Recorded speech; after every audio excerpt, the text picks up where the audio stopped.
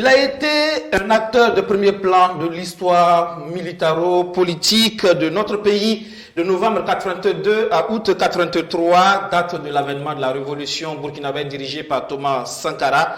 Il met sur le marché du livre Ma part de vérité. Il s'agit en fait d'une contribution à l'écriture d'une page de l'histoire de son pays.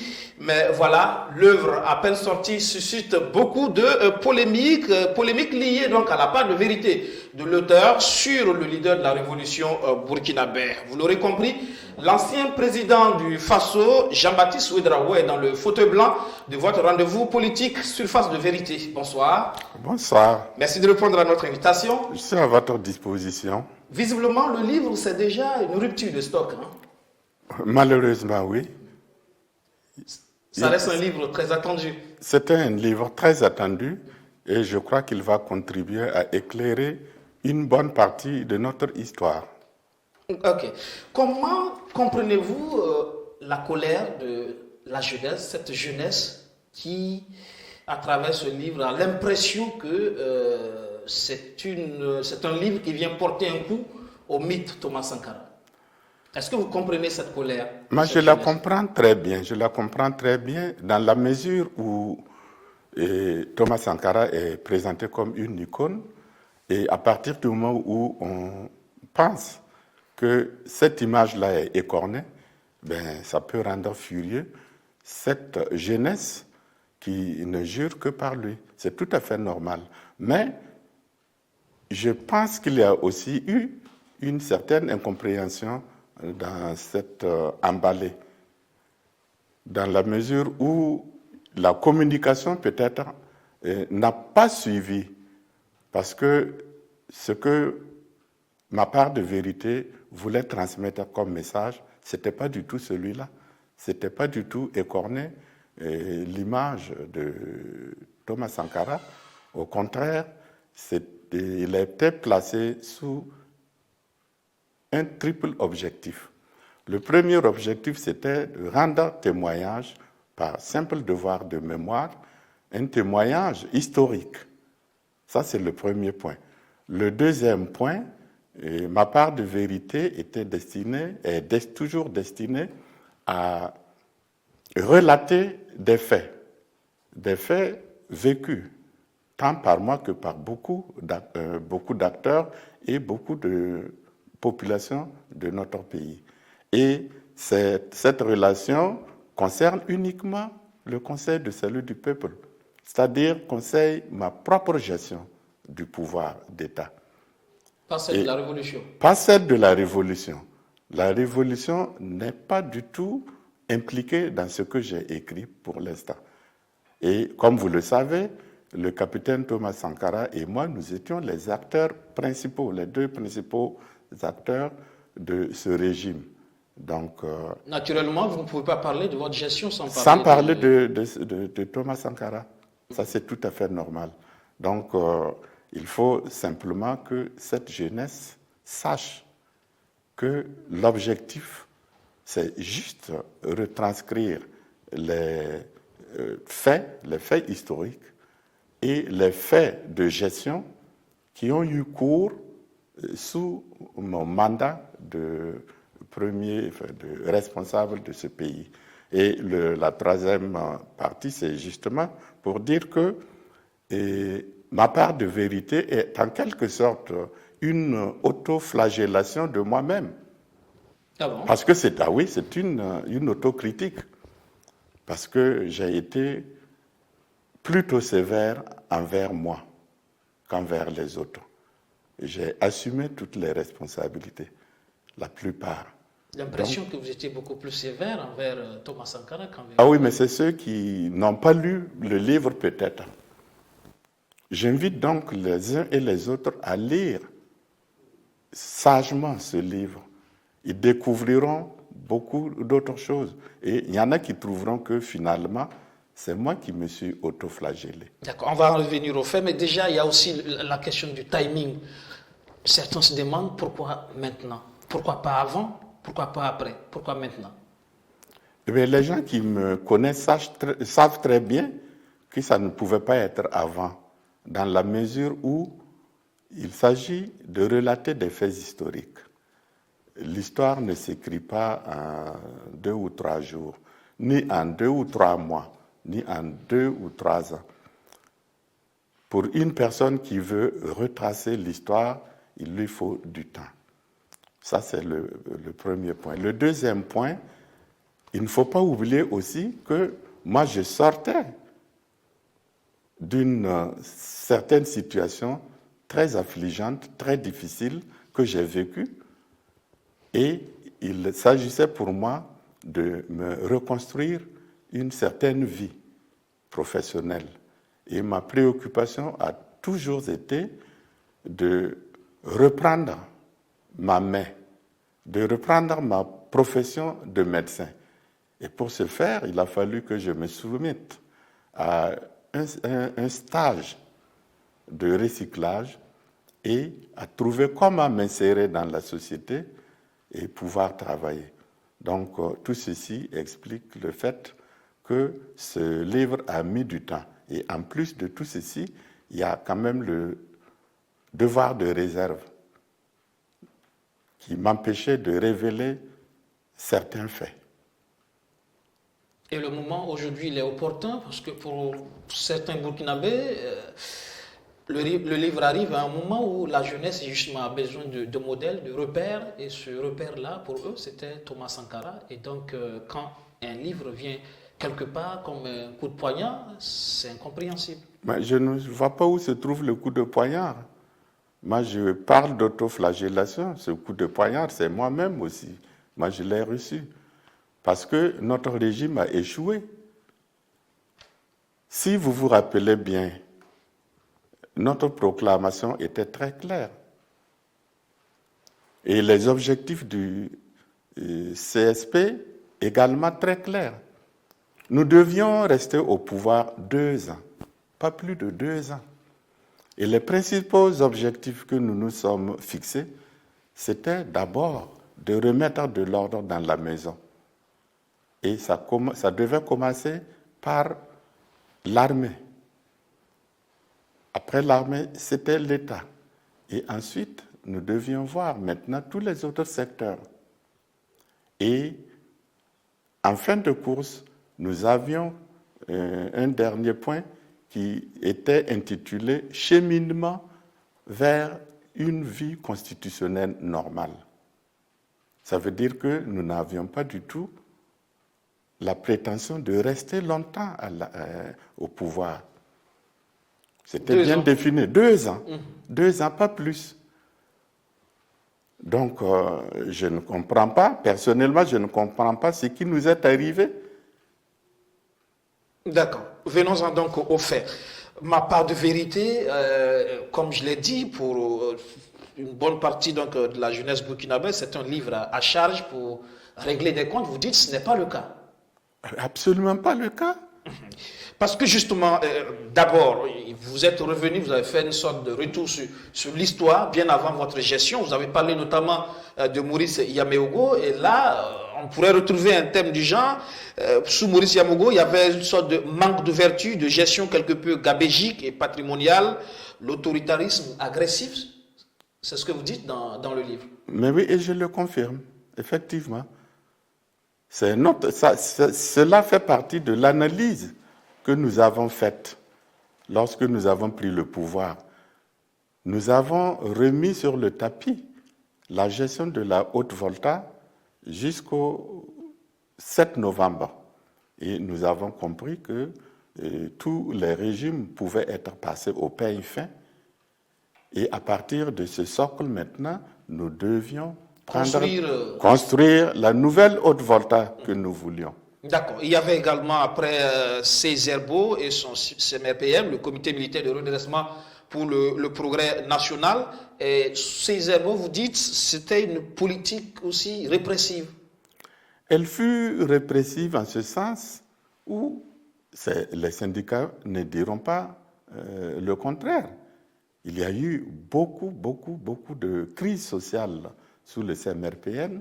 Il y a eu beaucoup de charges contre les syndicats et vous savez très bien, si vous lisez le livre, si vous le lisez bien, vous verrez tout ce que j'ai décrit au sujet du CEMER. Je n'invente rien. C'est des faits concrets, c'est des faits qui se sont déroulés. Et moi, je n'ai fait que les retranscrire. C'est tout. Je ne charge aucun régime. La seule charge que nous avons faite, c'était contre l'armée.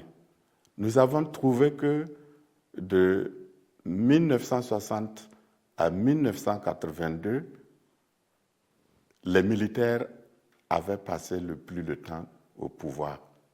Et nous avons critiqué cela. Et nous nous sommes dit, plus jamais ça. Plus jamais ça. Pour vous, après vous, il ne devait plus avoir de régime militaire? Exactement, c'est ce que nous pensions. Et c'est ce que nous nous sommes donnés comme devoir, comme travail de fond, par la conscientisation des populations et par le fait de décréter certains actes. C'est ce que nous pensions. Vous êtes militaire et vous voulez mettre fin au pouvoir militaire après votre pouvoir? Les militaires ne sont pas destinés à faire de la politique. À ce que je sache, non. Les militaires ont une vocation, une fonction, c'est de défendre le territoire, c'est de défendre même les régimes. Et pourtant, vous vous êtes intéressé à la politique. Je ne me suis pas du tout intéressé. Je suis arrivé à la politique par accident. Par accident. C'est tout. Sinon, je n'ai jamais eu de prétention politique. Moi, je n'ai jamais possédé une carte politique d'aucun parti politique. Au contraire, moi, c'est... Quand vous gérez le pouvoir d'État, vous faites de la politique. Mais là, je le faisais parce que je me suis retrouvé dans ce système. C'est ce que je vous ai dit. Et finalement, ce pouvoir que j'ai assumé ne m'était pas dû. Il était préparé pour quelqu'un d'autre. Est-ce que vous comprenez que l'échec peut-être du CSP, le Conseil de salut du peuple, c'est peut-être aussi dû à l'impréparation de votre avènement au pouvoir? Et là, vous l'avez dit dans le livre, Thomas Sankara, vous avez prévenu sur le fait que vous n'étiez pas encore prêt. On n'était pas prêt. Ça, on l'a suffisamment dit et nous le savions très bien. Mais seulement, nous étions face à un problème à un moment donné et qu'il fallait, à ce moment-là, prendre la décision soit de faire le coup d'État, soit de renoncer totalement à notre esprit de vision pour la nouvelle Haute-Volta. On aurait pu remettre ça à plus tard, le temps de bien planifier les choses. Oui, mais ce n'était pas un parti politique. C'est intermilitaire. Intermilitaire, quand vous êtes dans un sillage, ben, il faut savoir que vous n'êtes pas les seuls. Finalement, le CSP, vous et le CSP, quelles ont été les erreurs, à votre avis? Les erreurs sont imputables surtout à notre jeunesse. Ça, c'est notre jeunesse d'abord.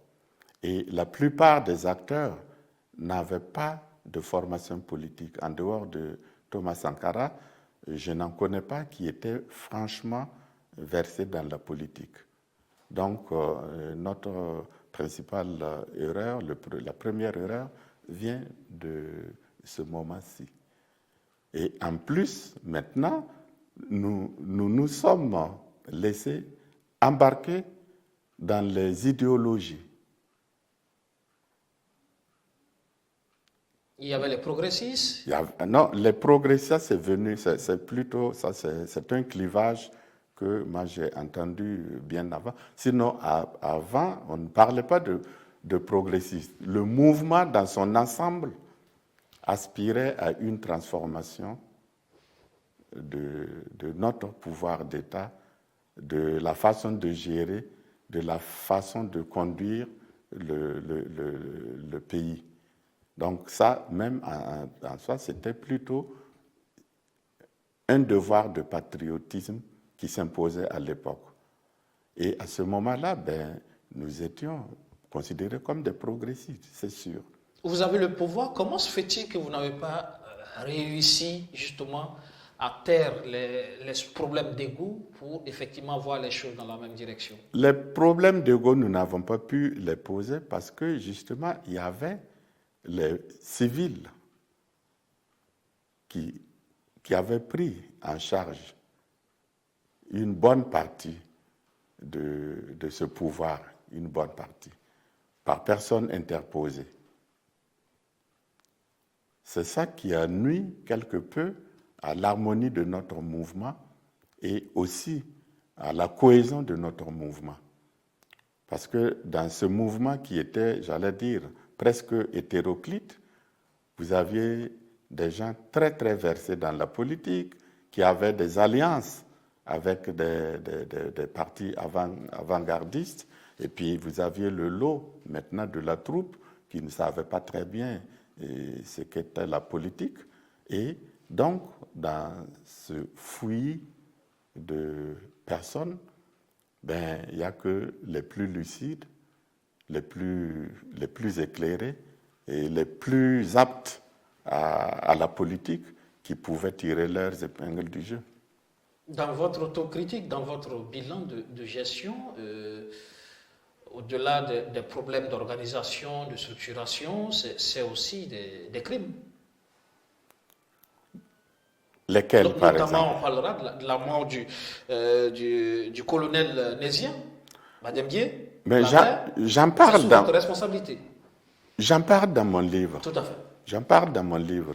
Et moi, j'ai étiqueté cela comme étant une bavure, pouvant être une bavure, ou tout au moins un règlement de compte. Parce que la personnalité du colonel Nézien était bien connue à l'époque. Le colonel Nézien était le ministre de l'Intérieur du CMRPN. Et c'était un gars dont on connaît la rigueur. Et en plus, c'était un gendarme. Donc, on connaît la minutie avec laquelle cela travaille et la rigueur aussi avec laquelle, surtout, le colonel Nézien travaillait. Et le colonel Nézien avait quand même, j'allais dire, beaucoup d'influence au niveau du comité directeur du CMRPN. Donc, le fait que le 7 novembre, le colonel se soit réfugié à l'ambassade de France, nous avons compris que, sûrement, il craignait quelque chose. Donc, nous avons décidé de l'y laisser tranquille. Et nous nous occupions de la sécurité de notre régime et de la construction du mouvement qui était à ce moment-là le CSP provisoire. D'accord? Et c'est au cours d'une séance qu'il m'a personnellement été rapporté que le colonel était mort des suites d'une fusillade.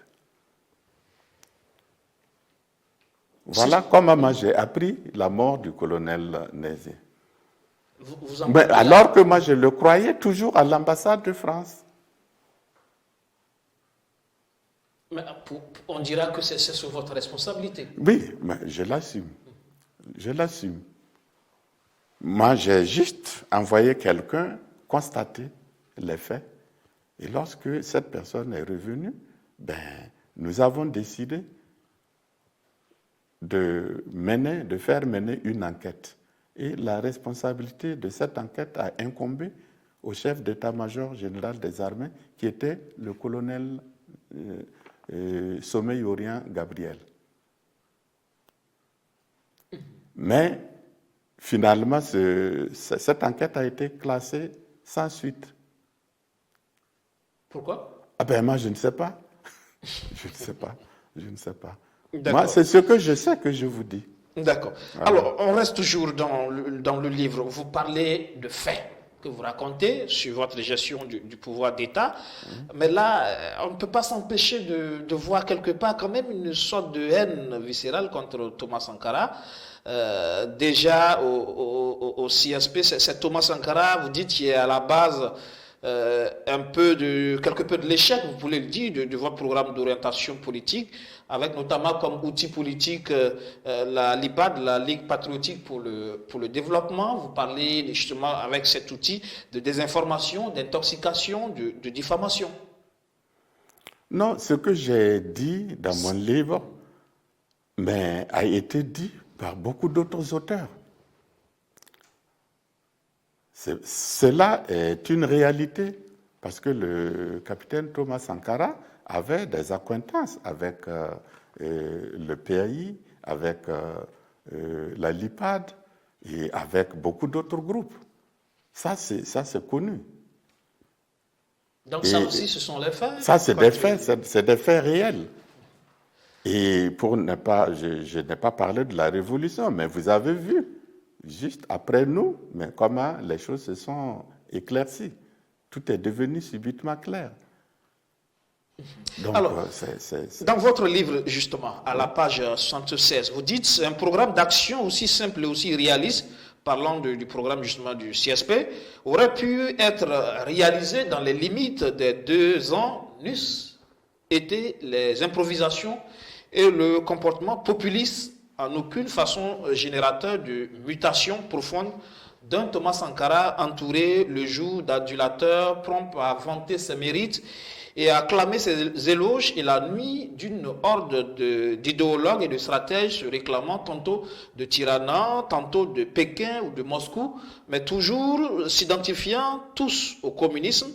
Lui qui voulait pourtant acquérir la réputation d'homme habile à manier les hommes apparaissait plutôt à mes yeux comme un homme habilement manipulé. Son obsession pour la popularité, sa soif morbide du pouvoir semblait l'avoir délié de tout engagement vis-à-vis de la solidarité gouvernementale et du secret de délibération du Conseil des ministres. Pour le premier membre du gouvernement, c'était tout simplement intriguant. Ça, ce sont des jugements. C'est un jugement, mais qui est partie prenante de la réalité des faits. C'est ce que je vous ai dit tout à l'heure, à savoir que Thomas avait beaucoup d'acquaintances avec tous ces mouvements, que nous n'en ignorions pas l'existence, mais nous n'avions pas des acquaintances nous n'avions pas d'acquaintance avec ces mouvements. Et ce qui est clair dans notre show, dans nos objectifs, les objectifs du CSP, nous nous sommes dit, après avoir donné les objectifs, les 5 points, si vous lisez bien le livre, vous allez voir qu'il y a 5 points qui étaient bons, mais nous avions assorti cela d'une remarque en disant qu'il fallait qu'on s'abstienne de toute influence avec les partis politiques. Mais si subitement il y a des partis politiques qui théoriquement étaient pratiquement, comment dirais-je, dissous, mais la LIPAD ne l'était pas. La LIPAD ne l'était pas, le PAI ne l'était pas. Or, quand même, c'est ce PAI, sous couvert de la LIPAD, qui a géré plus ou moins Thomas Sankara pendant cette période. Et ça, c'était connu. C'était connu, c'était pas caché. Mais moi, je ne fais que retranscrire cet état de fait. Oui, quand vous voulez, justement, on a comme l'impression que vous n'avez pas forcément la maîtrise de la gestion du pouvoir d'État, quand bien même il y a eu des tentatives de réduire justement les pouvoirs du Premier ministre Sankara. Vous avez dit par exemple que notre politique, tant sociale qu'économique, s'attachait fortement à assurer au peuple le droit au travail, à la sécurité, à l'instruction, au logement, à la santé, à la nourriture, à la possibilité de vivre décemment. Je ne me livrerai pas à une énumération des nombreuses réalisations ou de décisions de portée sociale et populaire reprises à corps et à cri à leur compte par nos successeurs qui ont eu cette sacrée manie de s'attribuer la paternité de toutes les victoires remportées par notre peuple. Ma prétention est simplement de rappeler que si mon action est loin d'être parfaite, elle est également loin d'être négative, comme l'on s'est acharné à le faire croire. Nous avons tenté sans réussir totalement de réduire les injustices et les inégalités sociales. De nombreux conflits et contentieux, et pas des moindres, n'ont pas trouvé de solution. Une chose est sûre, l'échec qui nous est imputé n'est pas le fait d'un manque de volonté politique, mais plutôt le fait d'obstruction volontaire à des fins inavouées, orchestrées par ceux-là même qui devraient assumer avec courage et honnêteté les responsabilités de ce rendez-vous manqué. Oui, je veux dire par là que, en fait, l'échec du CSP, c'est un échec commun.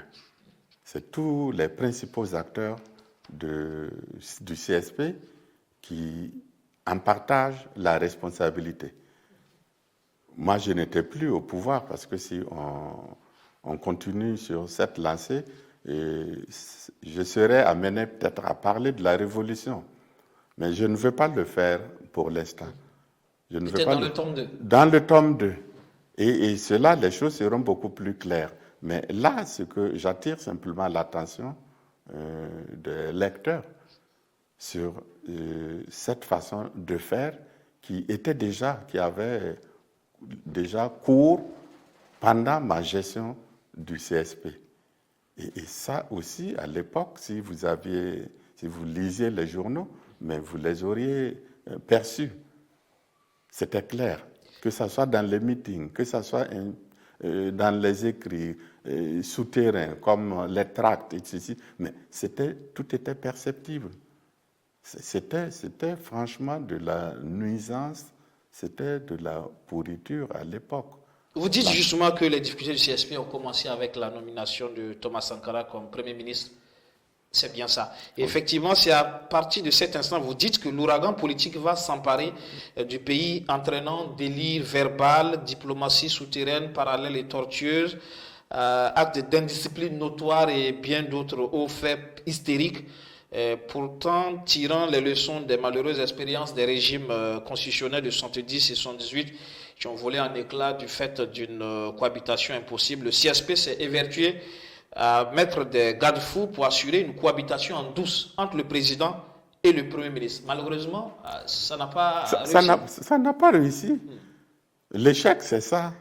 Parce que quand moi je tire à U et lui il tire à UA, ça ne peut pas aller. On ne peut pas aller dans le même sens. C'est comme si il y avait un rétropédalage. C'est simplement cela que moi j'ai voulu traduire dans ma part de vérité. Si nous nous étions contentés des objectifs que nous avons librement consignés après une assemblée générale, mais si nous nous étions contentés de faire cela dans les 2 ans, mais il n'y aurait pas eu tout ceci ou tout cela. Parce que finalement, tout ce qui se passait par la suite avait mis en sourdine les 2 ans de notre durée au pouvoir. Parce que l'impression, c'est que vous tentez de faire porter le chapeau de l'échec du CSPS à votre Premier ministre. Pas du tout, pas du tout. Moi, si vous lisez bien le livre, vous comprendrez très bien que je n'en veux pas du tout au capitaine Thomas Sankara, qui était militaire comme moi. Ah bon? Oui, il était militaire comme moi, avec plus de prérogatives dans le commandement et tout ce qui s'ensuit. Mais politiquement, mais il y avait des dessous, il y avait forcément des personnes qui tiraient les ficelles. Moi, j'en veux plutôt à ces personnes-là, qu'au capitaine Thomas Sankara. C'est pour cela que je dis... Thomas était manipulé. Moi, je ne parle pas de manipulation, mais on peut se servir de quelqu'un pour pouvoir accéder à un pouvoir. Et si on devait parler de la révolution en même temps, mais vous auriez compris tout de suite de quoi il s'agit. Puisque après, maintenant ça c'est hors micro, c'est hors mon livre plutôt, mais vous savez très bien ce qui est arrivé après. Mais ça a bien fonctionné pendant 1 an. Et la deuxième année, mais il y a quand même une décantation. Exactement. Mais je veux parler de entre l'IPAD, enfin, le PAI et le CNR. Le PAI a bien été mis hors du pouvoir. Ça, vous le savez. Ou bien vous étiez jeune à l'époque. Vous n'avez pas compris ça? Si. Mais ce n'est pas le moment d'en parler parce que je prévois ça pour plus tard. C'est cette confusion qui fait justement polémique. C'est ça qui fait polémique. Mais en fait, votre livre, c'est quand même... les thèmes sont parfois plus clairs. Hein. Quand vous dites, par exemple, que certes, j'avais des doutes sur la purité des intentions de Thomas et de ses hommes de main, mais... Les hommes de main, c'est qui, justement? Ce sont ces hommes de main. C'est cela que je critique. Parce que, comme je vais vous éclairer la lanterne un peu, vous savez très bien que tous les partis, enfin tous les régimes militaires de notre pays ont plus ou moins évolué sous le couvert de partis politiques. Donc le militaire a toujours été manipulé? Plus ou moins. Moi, c'est ce que nous voulions éviter, justement en ne restant pas longtemps au pouvoir et en décidant de rester seulement 2 ans, au bout desquels nous acheminerons vers une vie constitutionnelle normale.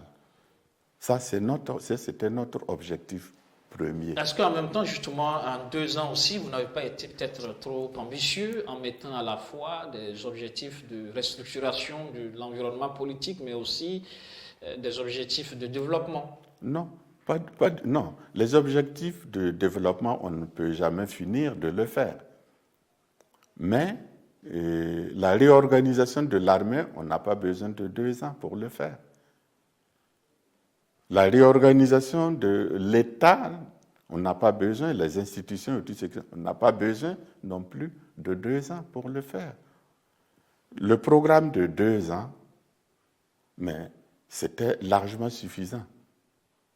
Et si je peux même vous le dire aujourd'hui, et peut-être que je ne l'ai pas dit dans le livre, mais si, je pense à un moment donné.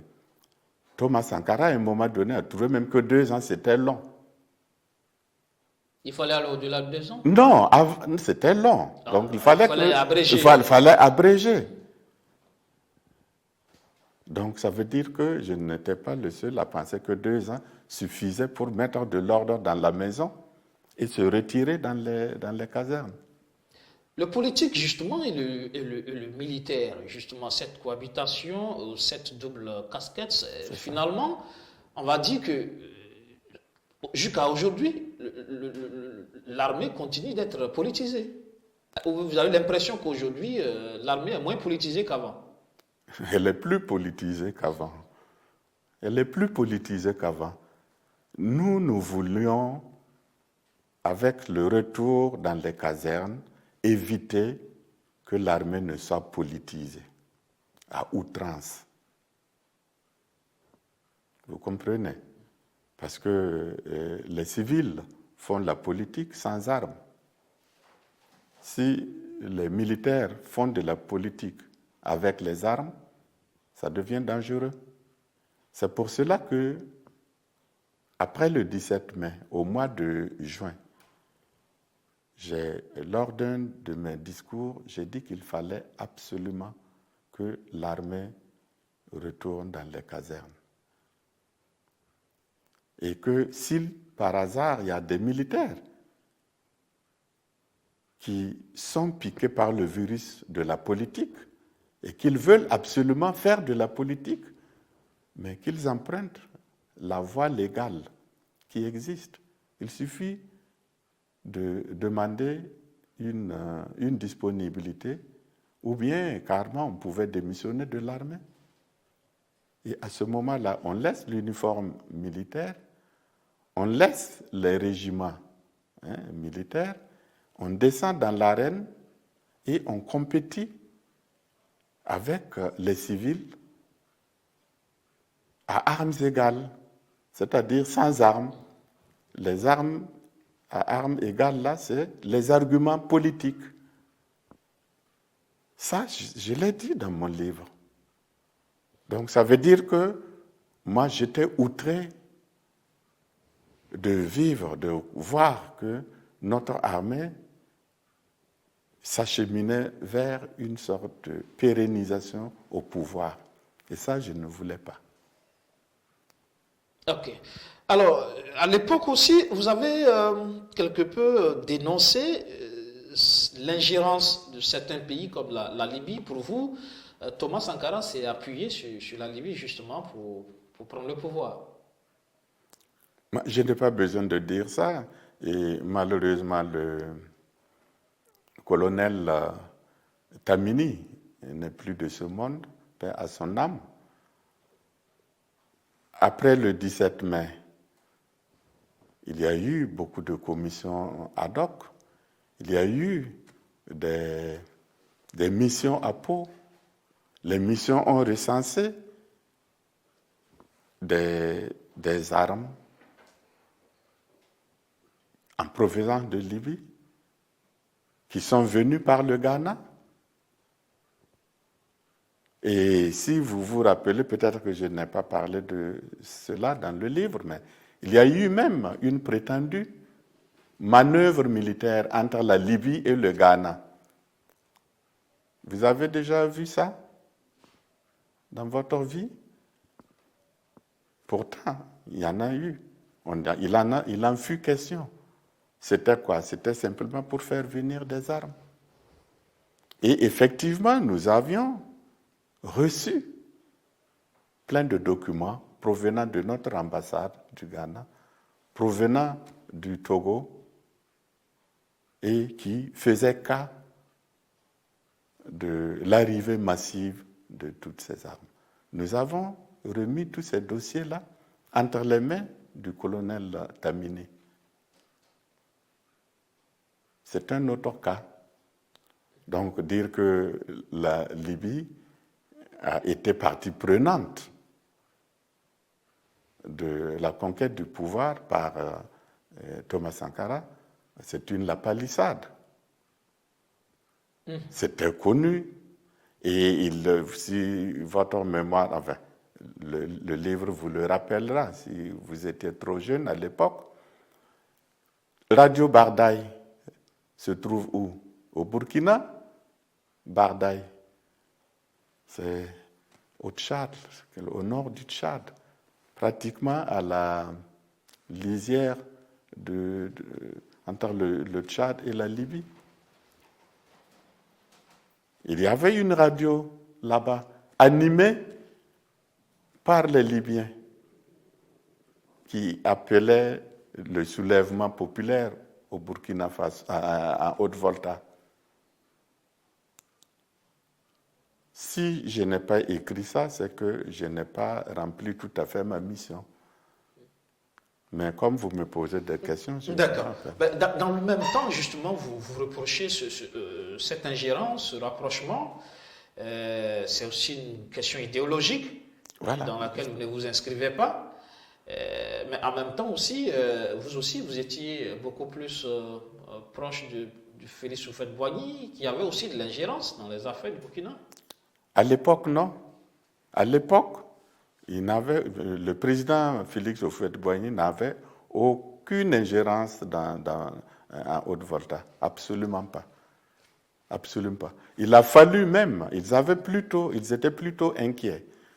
Le Togo, la Côte d'Ivoire, le Niger étaient plutôt inquiets de ce qui se passait en Haute-Volta, avec ce qu'ils appelaient même l'axe Tripoli et Accra. Et de l'autre côté, au Bénin, il y avait aussi Kérékou. Il a fallu que moi j'entreprenne ce qu'on appelle la mission là de fraternité, je ne sais pas comment je l'ai intitulée, pour rassurer nos voisins. J'ai fait ce périple-là. Et quand je suis revenu, c'est lors d'un compte-rendu que pendant la séance de ce compte-rendu-là, qu'on est venu m'annoncer l'arrivée de Kadhafi sous 24 heures. Avouez qu'on peut être tolérant, on peut être tout ce qu'on est, mais c'est quand même difficile à avaler une telle couleuvre. Mais comment ça se fait-il justement que vous avez les manettes du pouvoir, mais visiblement c'est le Premier ministre qui semblait en vérité dans la pratique exercer ce pouvoir? C'est justement là la question. C'est la question, ça. Le problème, la difficulté de notre gestion résidait en cela. Une sorte de bicéphalisme. C'était une sorte de bicéphalisme. Ça, c'est le terme, je l'ai même dit dans mon livre. Je l'ai dit. Parce qu'à ce moment-là, à cette époque, le capitaine Thomas Sankara avait une équipe pro-libyenne qui était tissée autour du médecin capitaine Aboubakari Ouattara. Alors, toute cette gouvernance politique aujourd'hui, ces successions de faits, ont forcément un impact, des conséquences aujourd'hui sur la gouvernance et sur la société. Je n'ai pas compris la question. Toute cette pratique politique, depuis Maurice Yameogo à aujourd'hui, forcément, il y a un impact sur la société. Mais nous n'avons pas, notre société n'a pas évolué. Enfin, elle a évolué, certes, dans sa structuration, mais dans sa composition, elle n'a pas évolué. L'impact est négatif ou positif à votre avis? Il est en demi-teinte. L'évolution, dans la mesure où maintenant on dispose de télévision, on dispose de l'Internet, on dispose de ceci. Ça, c'est une évolution tout à fait, une bonne évolution. Mais, pour ce qui est, par exemple, de la fracture sociale, je pense que on ne peut pas dire que nous avons évolué. Et ça, c'est quelque peu aussi de vous, votre responsabilité, vous qui avez géré le pouvoir. Moi, j'ai géré le pouvoir, mais en un laps de temps ridiculement... Je dis cette succession de chefs d'État. C'est plutôt ça. Mais c'est pour ça que nous condamnions justement l'intrusion militaire dans la sphère politique. C'est pour ça que en 1982, nous avons décidé de mettre un terme à la participation des militaires à la gestion du pouvoir. Mais pour ce faire, il fallait quand même ce cheminement-là vers une vie constitutionnelle normale, assortie du retrait des militaires dans les casernes. Ça, c'est ce que nous pensions que ça porterait fruit à notre pays. Aujourd'hui, on est dans une société burkinabé plurielle, mais qui est toujours en quête de repères, où on se retrouve quelque peu à la croisée des chemins avec beaucoup de besoins de cohésion, de réconciliation nationale. Oui, bien sûr, bien sûr. Et pourquoi cela? Parce que, comme vous le dites, la société est plurielle, multiethnique, n'est-ce pas? Les multiethniques avec des cultures différentes. Il y a plus de femmes que d'hommes dans ce pays. Et la frange jeune est la frange la plus importante. Mais cette frange jeune a besoin aussi de repères. De repères. Et ce repère, ils le retrouvent en Thomas Sankara et ils ont l'impression que... Oui, vous, mais c'est très bien. De leur enlever ce repère. Non, pas du tout, pas du tout. Mais je ne peux pas enlever ce repère. Moi, ce que je constate, c'est que ce repère semble simplement exister dans le verbe. C'est la rhétorique. Sankara partout, Sankara nulle part. Je ne dis pas ça, c'est vous qui le dites. Mais moi, je pense que s'il y avait eu du vrai Sankara dans ce que nous faisions, mais on n'en serait pas là. Ça, c'est sûr. Beaucoup de choses auraient changé. Mais il y a eu plus de slogans, mais pas d'actes positifs et qui devaient rester en permanence, qui pouvaient changer la société, parce que tout de suite, on est retombé, j'allais dire même, on est retombé plus bas. On n'est pas retombé plus bas, mais il y a l'incivisme qui sévit en ce moment. Est-ce que vous êtes en train de reconnaître au moins qu'en 4 ans de révolution, l'homme a réussi quand même à emmener le pays? Mais j'ai toujours dit qu'il y avait du bon dedans, dans la révolution. Ne serait-ce que la conscientisation. Nous-mêmes, nous avions promu cela. Non, il y a de belles choses sur le plan de la culture, sur le plan de certains actes. Mais tout régime qui passe dans un pays laisse toujours quelque chose. Ça, c'est clair.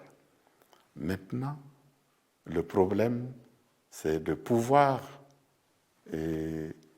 continuer les bonnes choses. Les capitaliser, justement. Les capitaliser les bonnes choses. Et réduire les mauvaises, jusqu'à la vraie réduction des mauvaises choses. Mais c'est ce qui manque. C'est ce qui a manqué. Pour vous, l'œuvre de Sankara aujourd'hui n'est pas accomplie. N'est pas accomplie. Mais comment ça s'explique qu'il y a beaucoup d'héritiers, beaucoup qui se réclament de Thomas Sankara, mais effectivement, dans les actes, on a même l'impression qu'on ne se comporte pas en Thomas Sankara, dans les actes. Posez-leur la question. Moi, je suis comme vous. Je veux le développement de mon pays. Et tout ce qui concourt à développer ce pays, que ce soit du côté des sankaristes ou bien des sociodémocrates ou de je ne sais pas qui vous voulez, mais tout ce qui concourt au développement est souhaitable. Actuellement, nous sommes en train de vivre l'épreuve du terrorisme. Mais nous avons plein de partis politiques. Quel est le parti qui fédère le mieux les actions qui pourraient contribuer à réduire ce phénomène? Moi, je ne suis plus politique. Moi, je suis un citoyen lambda. Je suis un citoyen lambda. Vous êtes amené en tant qu'ancien président à apporter aussi votre contribution, justement. Mais ma contribution, je l'ai déjà prêtée à plusieurs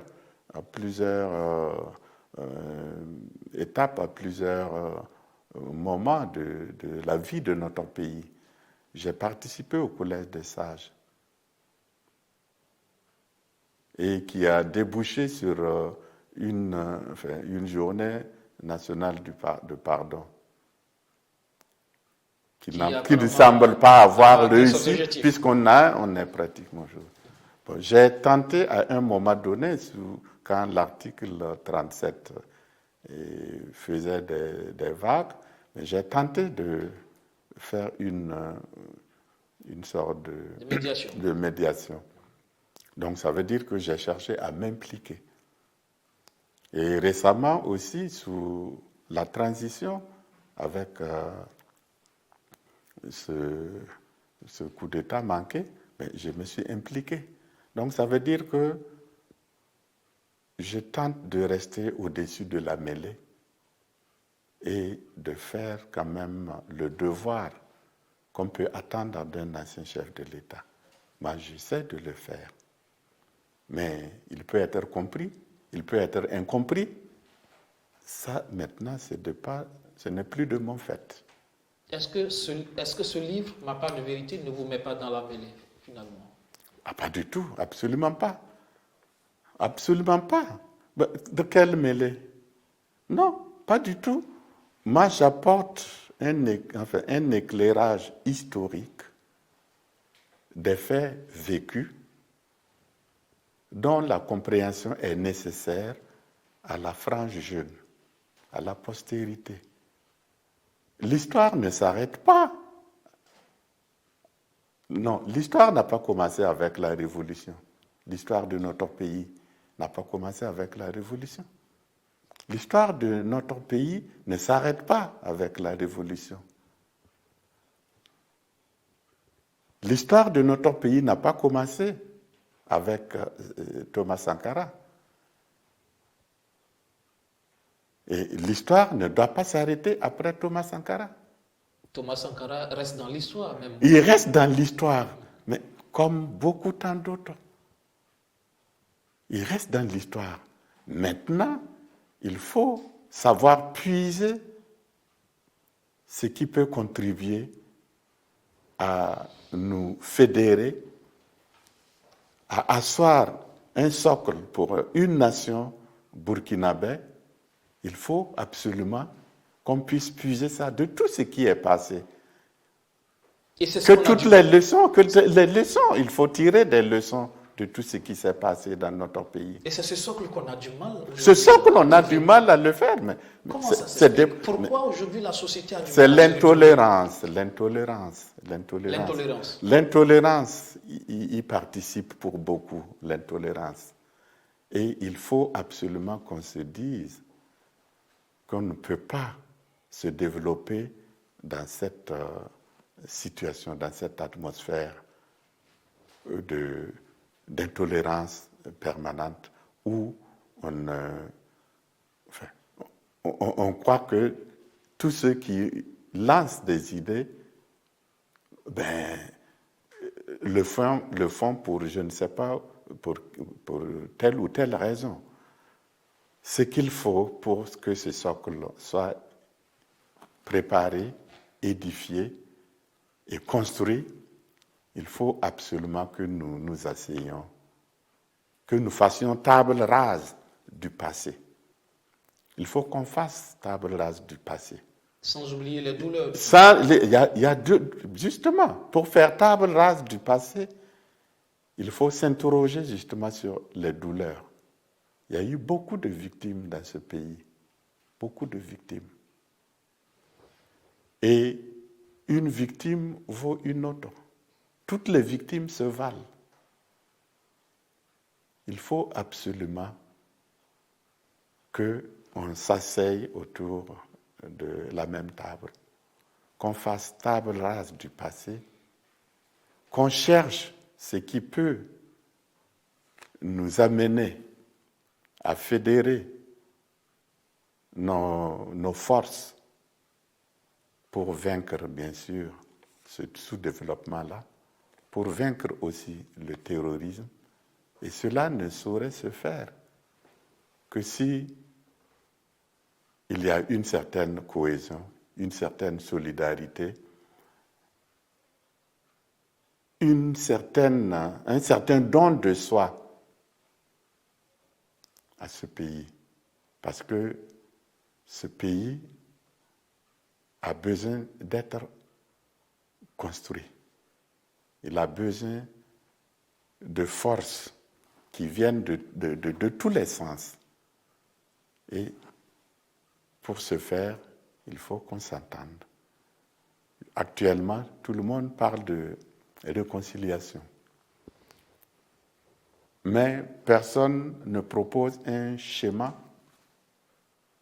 qui puisse rencontrer l'assentiment de cette société plurielle. C'est ça tout le problème, les divergences sont tellement profondes. Bien sûr. Finalement, on se dit qui va nous apporter la solution. Là, c'est nous-mêmes qui devons apporter notre solution. C'est nous-mêmes. Mais à partir du moment où vous sautez sur un écrit sans l'avoir lu, à partir du moment où vous entendez une phrase à la télé ou à la radio, vous l'extrayez de son contexte et vous en faites des polémiques. À partir du moment où vous ne faites concession à personne d'autre que les personnes qui sont de référence pour vous. À partir de ce moment-là, ça devient difficile. Il faut des éléments fédérateurs pour pouvoir construire le socle de la nation burkinabé. C'est très important. On ne pourra construire notre nation que si nous faisions table rase du passé, en tirant les leçons de tout ce qui est passé. Il y a des bonnes choses. Les bonnes choses, il faut les exalter. Les mauvaises choses, il faut les renvoyer au calende grec. C'est comme ça qu'il faut faire. Et dans tous les pays qui se sont développés, c'est ça. Ils ont eu aussi des crises, ces pays-là. Mais à un moment donné, ils ont su taire les divergences. Ils ont su taire tout ce qui les divisait. Et ils ont su faire chorus autour de ce qui pouvait les rassembler, les réunir. Cela manque dans notre pays. Et moi, je fondais un espoir sur la jeunesse pour ça. C'est pas tard. La jeunesse peut se réveiller. La jeunesse peut s'inspirer de tous les bons modèles. L'idéal, le meilleur modèle pour l'instant, c'est Sankara. Vous êtes d'accord avec ça?